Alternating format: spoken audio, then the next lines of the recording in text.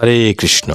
অনেক পুরুষ আছে দেখবেন খুবই ভালো দেখতে, স্বাস্থ্যবান, তাগড়া আছে, দেখেও মনে হয় খুবই শক্তিশালী।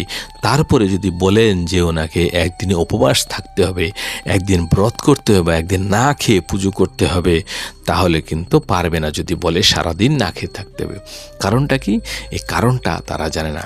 কেন? পেটের মধ্যে একটা ব্রিক নামক অগ্নি সেটা জ্বলতে থাকে, সে আমাদের সমস্ত খাবারগুলো হজম করে।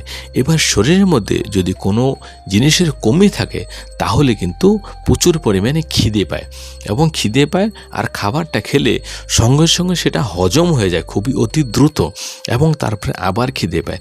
তো এই সমস্ত ব্যক্তিরা দেখবেন প্রচুর পরিমাণে খায়, এবং সে খায় বলেই শরীরটা খুব দেখতে হাট্টা কাটা শক্তিশালী, কিন্তু তারপরেও তাকে বলবেন একদিন শুধু উপবাস করো, কিন্তু সে পারবে না। এর কারণ কি? এর প্রধান কারণ হচ্ছে তারা রাতে বেলায় হয়তো সেই উপবাস রাখার 2 দিন আগে হোক, 4 দিন আগে হোক, 5 দিন আগে হোক, বা 1 সপ্তাহ আগেও নারীর সঙ্গম করেছে বা বীর্যপাত করেছে। এই কারণে সে পারছে না। কেন? তখন অবধি সেই যতটা পরিমাণে বীর্য বেরিয়ে গেছে ততটা পরিমাণ সে খাদ্য খায়নি। কেননা একবার মিলনে যতটা বীর্য আমাদের শরীর থেকে বের হয় ততটা বীর্য তৈরি হতে আবার 40 কেজির মতো মোটামুটি খাবার হজম করতে হয়।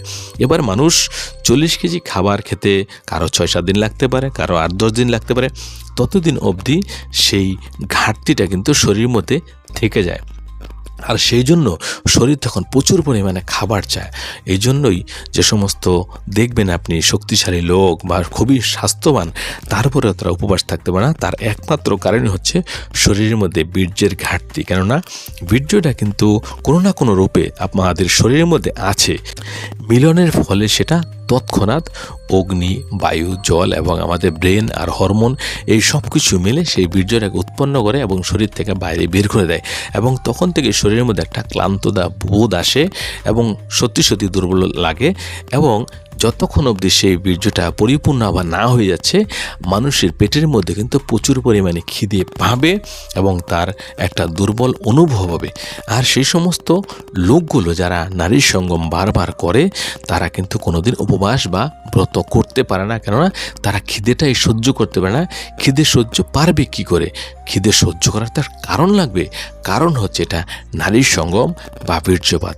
যদি জেনে থাকেন তাহলে কমসে কম যদি মনে করেন আপনি উপবাস করবেন বা ব্রত করবেন, তাহলে 1 মাস আগে থেকে মিলন করা বন্ধ করে দিন। দেখবেন আপনি অবশ্যই অনায়াসে আপনি একটা উপবাসের ব্রত করতে পারবেন বা উপবাস থাকতে পারবেন, বা একদিন না খেয়েও আপনি থাকতে পারবেন। আপনার শরীরের মধ্যে কোনো রকম কষ্ট হবে না, বা খাবারের জন্য আপনি পাগল হয়ে যাবেন না, বা মাথা ঘুরিয়ে পড়ে যাবেন না। হরে কৃষ্ণ, হরে কৃষ্ণ।